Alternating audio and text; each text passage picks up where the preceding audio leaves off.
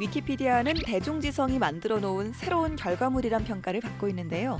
누구나 항목 작성에 참여할 수 있고 실시간으로 오류를 수정하며 확장해 나가는 방식으로 대중의 집단지성으로 만들어지는 공동의 백과사전입니다. 가장 빠른 시간에 최적의 결과물에 도달할 수 있는 새로운 인간활동 유형으로 집단지성이 주목을 받기 시작하면서 너도 나도 집단지성을 외치는 조직들이 늘었습니다. 마치 조직 문제의 돌파구라도 되는 것처럼 집단지성을 향한 찬가를 부르는데요.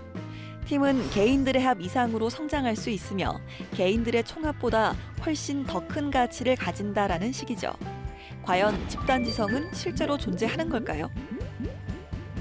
모두가 중요하다고 강조하지만 집단지성으로 문제를 해결했다는 회사의 이야기를 찾기는 어렵습니다. 집단은 개인지성의 총합을 뛰어넘는 천재성을 발휘한다고 알려져 있지만 실제로 집단지성이 개인보다 현명한 선택과 결정을 내리고 있는지 파악할 길이 없다는 뜻일 텐데요. 오히려 독일 빌레펠트 대학교 수학과 교수인 군터 뒤크는 집단지성에 반대되는 개념으로 집단 어리석음을 제시했습니다. 집단 어리석음이란 달성 불가능한 목표와 만연한 성과주의가 똑똑한 개인을 바보로 변질시키는 현상을 의미하는데요. 다시 말해 집단 어리석음이 곧 집단지성을 막는 원인이라는 것이죠. 그렇다면 어떻게 해야 집단지성을 되찾을 수 있을까요? 군터 뒤크는 하나의 원인에만 매달리지 말고 조직의 분위기와 문화, 그리고 태도를 단계적으로 바꿔야 한다고 말합니다. 집단에 소속된 개인이 분명한 공동의 목표를 향해 전진해 나갈 때 집단지성은 자연스레 회복될 거라는 거죠. 그러기 위해서는 무한 경쟁에서 벗어나 선의의 경쟁으로 방향을 돌리는 것이 무엇보다 우선일 텐데요. 무한 경쟁은 무조건 이기는 것, 성과를 내는 것에만 몰두하는 반면 선의의 경쟁은 더 발전하기 위해 자신의 실력을 측정하는 도구인 셈입니다.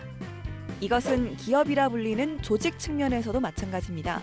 조급한 경영이론으로 감독하면 그 부분의 실적 수치만을 얻을 수 있을 뿐이죠. 과거에는 규모를 키워 대량 생산으로 생산 비용을 절감하고 더 많이 판매하는 것이 최고의 경영이었고 기업이 추진하던 모든 변화는 비용 절감과 최적화에 맞춰져 있었지만 그런 시대는 지나갔습니다. 이제는 단기적 성과 중심의 사고를 버리고 장기적이고 단계적인 변화를 꾀해야 할 때입니다. 집단지성이란 그저 여러 명이 모여 있어서 되는 것이 아니라 순수한 열정을 가진 사람들이 협동을 발휘해야 얻을 수 있는 겁니다. 서로 다른 목표만을 상정한 탓에 대화가 되지 않고 일방적 전달만이 있는 회의는 아무리 긴 시간이 걸려도 원하는 결과를 얻을 수 없는 것처럼 말이죠. 소신을 가지고 행동하기 어려운 세상입니다. 그럴수록 우리는 집단 어리석음의 함정에 빠지지 않도록 주의하며 리더는 집단 사고를 경계해 문과 길을 여는 결단이 필요하지 않을까 싶네요.